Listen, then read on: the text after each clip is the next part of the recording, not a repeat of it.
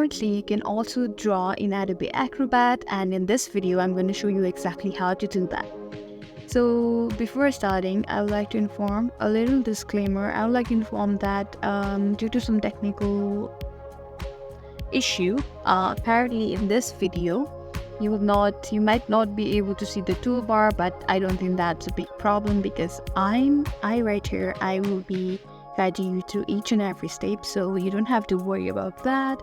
So first thing is you have to go look for the toolbar, which will not be that much of a hassle because I'm pretty confident you'll be able to go for the toolbar. So first thing is go to the toolbar and you have to go look for the fourth icon. So even if it's not at the fourth, or you can also confirm it by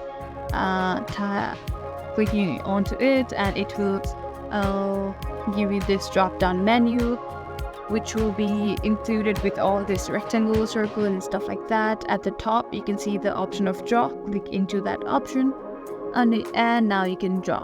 Like, it could be freehand drawing, you can make anything you want. And just try to make the cloud which is red. I think I need to change the color. So you can also do that by again going to the toolbar, and this time go to the very bottom. At the second last option you can see this circle that says choose a color for draw. I'm choosing blue, so let's make a cloud. Or you can also change color again, or even the thickness. This time, in order to change the thickness, you can go all the way to the bottom. There's an option called line thickness and the slider. You can adjust the slider and change the thickness. I'm going to make it more thick this time.